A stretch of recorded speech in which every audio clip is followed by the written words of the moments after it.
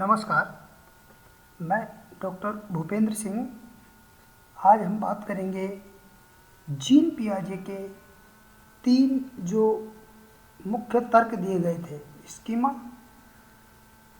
Assimilation यानी आत्मसातीकरण, और तीसरा है एकोमोडेशन यानी सुविधापूर्ण बदलाव। तो इन तीनों तर्कों के बारे में हम डिस्कस करेंगे। जीन पियाजे ने जो पहला तर्क दिया, दरअसल में जीन पियाजे ने संज्ञानात्मक विकास का सिद्धांत दिया था। तो संज्ञानात्मक विकास के सिद्धांत से ये 3 तर्क निकल के आए थे, जिनमें पहला है स्कीमा। स्कीमा ये एकवचन शब्द है और इसका प्लूरल या बहुवचन होता है स्कीमेटा। दरअसल में स्कीमा वह खाका या ड्राइंग होती है जो विचार यानी आइडिया को प्रदर्शित करता है तथा समझने को आसान बनाता है। अब उदाहरण के लिए, जैसे मुझे याद करना है कि जीन पियाजे का जो संज्ञानात्मक विकास का सिद्धांत था, उसकी 4 अवस्थाएं उन्होंने बताई थी। पहली संवेदी प्रेरक काल या प्रेरक अवस्था, दूसरी पूर्व संक्रिय अवस्था, तीसरी मूर्त संक्रिय अवस्था और चतुर्थ थी औपचारिक संक्रिय अवस्था। अब दरअसल में हमें ये बड़े बड़े नाम जब याद नहीं होते तो हम क्या एक तरीका अपनाते हैं। जैसे इसमें मैंने एक तरीका नीचे लिख रखा है, सब भूतपूर्व मूर्त होकर औपचारिक हो गए। यहाँ पर सब का मतलब लिया गया संवेदी प्रेरक अवस्था से याद करने के लिए।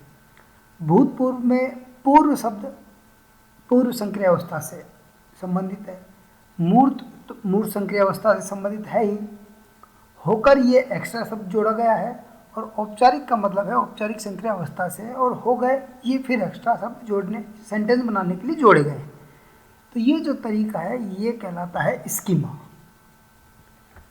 दूसरा जो तर्क इन्होंने दिया था वो है आत्मसातीकरण यानी एसिमिलेशन।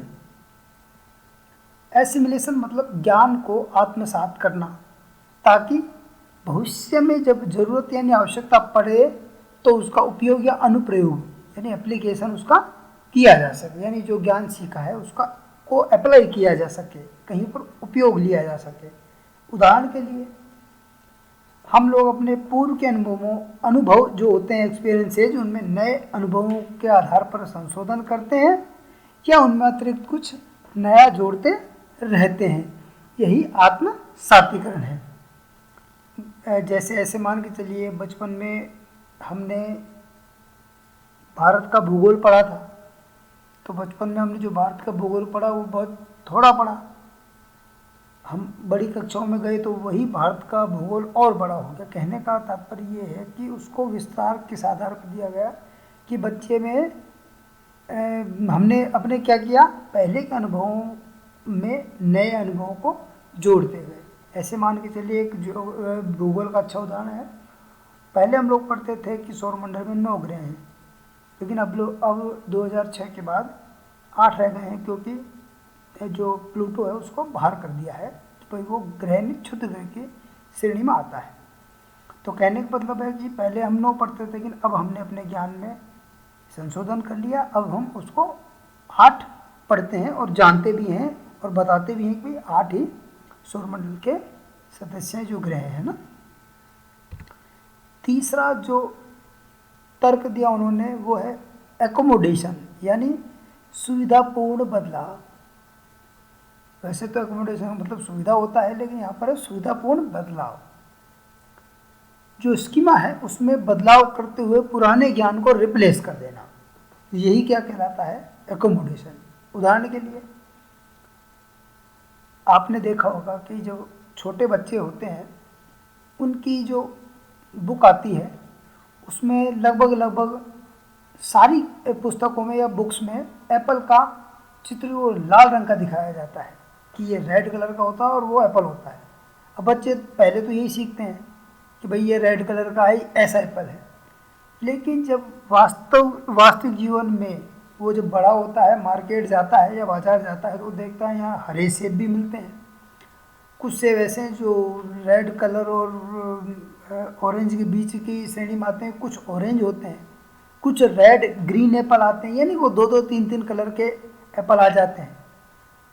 तो जब इनको देखता है तो पूछता है कि भाई ये क्या है, तो बताया जाता है उसको कि भाई ये भी एप्पल ही हैं। तो उसके समझ में आता है कि मैंने बचपन में लाल रंग का एप्पल पढ़ा था, लेकिन ये भी एप्पल होते हैं। तो क्या करता है वो, अपनी स्कीमा में जो लाल रंग का एप्पल बैठा हुआ था वो उसको वहाँ से रिप्लेस कर देता है, और क्या डालता है, लाल के साथ साथ ग्रीन, ऑरेंज, रेड एप्पल, इनकी छवियाँ या चित्रों को भी वहाँ पर स्टोर कर लेता है, ताकि भविष्य में पढ़ने पर, भविष्य में आवश्यकता पड़ने पर वो बता सके कि एप्पल ऐसा भी होता है या ये भी एप्पल है। जैसे अभी आम का मौसम होता है गर्मियों में, तो बहुत सारे आम आते हैं, दशहरी है ना, या इसके अलावा तोतई आम है, या लंगड़ा आम भी बोलते हैं कुछ लोग, है ना। तो इस, या बक्सर के आम भी आते हैं। तो कहने का मतलब है कि ये होते तो आम ही, लेकिन उनकी शेप और साइज को बिठा के हम लोग अंदाज़ा लगा के बता देते हैं कि भाई ये फलाना आम है। तो कहने का मतलब है ये एकोमोडेशन किया है, यानी बचपन में हमने आम का मतलब एक ही चित्र देखा है, लेकिन बाद में समझ में आया कि आम की बहुत सारी कैटेगरियाँ हैं, है ना। तो वो एकोमोडेशन कहलाता है। इसी के साथ बहुत बहुत धन्यवाद।